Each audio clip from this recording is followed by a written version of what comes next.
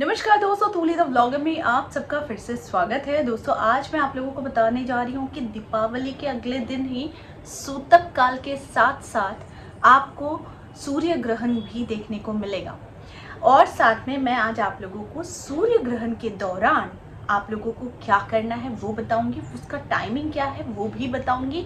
और जैसे ही सूतक लगता है, सूतक के समय आप लोग क्या करेंगे और क्या नहीं करेंगे, ये सारी चीज़ें मैं आप लोगों को आज बताने वाली हूँ, क्योंकि ये बहुत ही इम्पॉर्टेंट हो जाता है ग्रहण का। वो सारी चीज़ें आज के इस वीडियो में। लेकिन हमेशा की तरह आगे बढ़ने से पहले चैनल को सब्सक्राइब कीजिए, बेल बटन को दबाइए। वीडियोस अच्छी लगती है तो लाइक, शेयर एंड कमेंट करना बिल्कुल भी मत भूलिए। आगे बढ़ते हैं दोस्तों। 25 अक्टूबर को है सूर्य ग्रहण और सूर्य ग्रहण की टाइमिंग है शाम के 4:40 से शाम के 5:24, यानी कि 4:40 PM टू 5:24 PM तक।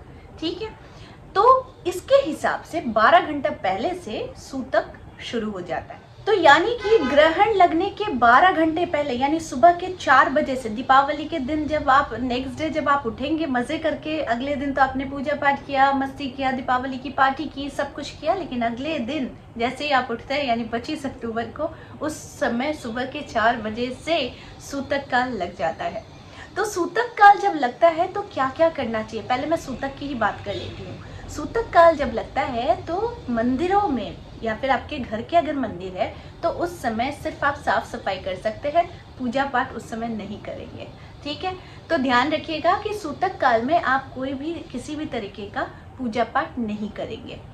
जब सूर्य ग्रहण का टाइमिंग होता है यानी 4:40 से 5:24 तक शाम के, जब ग्रहण काल चलता है तो इस समय खास ध्यान रखना चाहिए कि आप लोगों को करना क्या है। खास तौर पर प्रेग्नेंट महिलाएं इस समय ना कुछ खाएं ना कुछ काटे, इस बात का ध्यान रखिएगा अगर आप प्रेग्नेंट हैं तो। दूसरी बात, आप इस ग्रहण काल में आप इस समय मंत्रों का जाप कर सकते हैं। अब मैं सबसे ज़्यादा इम्पोर्टेंट मैं बता दे रही हूँ कि जब ग्रहण काल होता है तो आप किसी एक मंत्र का जाप कर सकते हैं और उसकी संख्या बढ़ा देंगे। अगर आप 108 बार एक माला करते हैं तो आप इसको 5 माला या फिर 11 माला भी कर सकते हैं। ठीक है, तो इससे भी क्या होगा कि आप एक ही मंत्र को आप उस समय दोहरा रहे हैं, यानी कि आपकी जो भी वाइब्रेशन होती है वो ब्रेक नहीं होती, आप एक ही मंत्र का जाप कर रहे होते हैं वो ग्रहण काल में। दूसरी सबसे अहम बात है कि जब ग्रहण काल होता है तो आप गायत्री मंत्र का जाप भी कर सकते हैं। गायत्री मंत्र का जाप आप 5 माला, 7 माला, 9 माला, 11 माला या फिर 21 माला कर सकते हैं। अगली बात, आप इस समय किसी भी मंत्र का भी श्रवण कर सकते हैं, जैसे कि विष्णु सहस्त्रनाम। विष्णु सहस्त्रनाम भी आप इस समय सुन सकते हैं और इस समय ब्रीथ कर सकते हैं, डीप इनहेल और एक्सेल कर सकते हैं।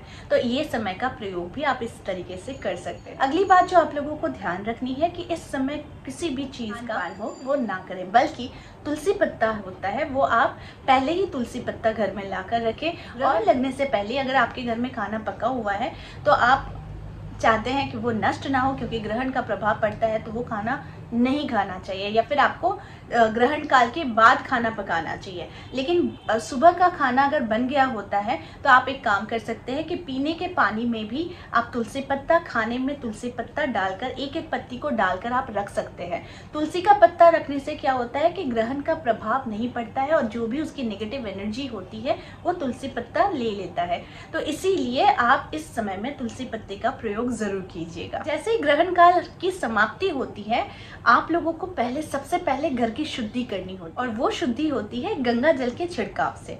जैसे ही आप गंगा जल का छिड़काव कर दें, गंगा जल के छिड़काव से घर की नकारात्मक ऊर्जा जो है, जो अब तक ग्रहण काल में जो घर में जमा हुई थी, उससे क्या होती है, रिलीज हो जाती है, वो शुद्ध हो जाती है। ठीक है, इसके बाद सूतक काल और ग्रहण काल के बाद में नहाना अनिवार्य हो जाता है। आप इसके बाद जरूर नहा लें और उसके बाद ही आप देवी देवताओं को स्पर्श करें और साथ में आप देवी देवताओं को भोग लगाएं। तो साथ में आप महामृत्युंजय मंत्र का भी जाप कर सकते हैं, इससे भी आपको ग्रहण का प्रभाव कम मिलता है।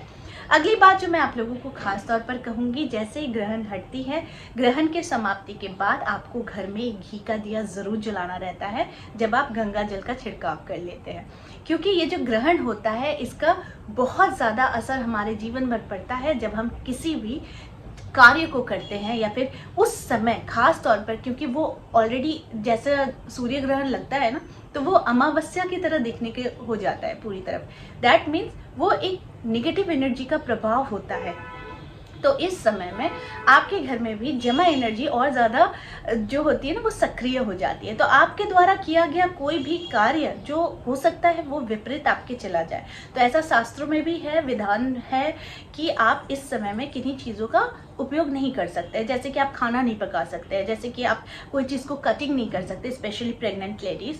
और साथ में उस समय आप ना ही पूजा पाठ कर सकते, जैसे छूकर, या फिर आप उस समय भगवान को स्पर्श करें या भगवान को उस समय ना देखें तो भी अच्छा। शुद्धिकरण के लिए जैसा मैंने कहा, गंगा जल का छिड़काव, घी का दिया और साथ में शंख ध्वनि ज़रूर बजानी चाहिए आफ्टर पूजा पाठ के बाद आप शंख ध्वनि अगर करते हैं तो इससे भी नकारात्मक ऊर्जा जो भी रहती है वो बाहर चली जाती है और जो ग्रहण में हुए जो प्रभाव है वो कम हो जाते हैं। आई होप आज का वीडियो आप लोगों को अच्छा लगा होगा। इस तरह के वीडियोस मैं आप लोगों को लाती रहूँगी।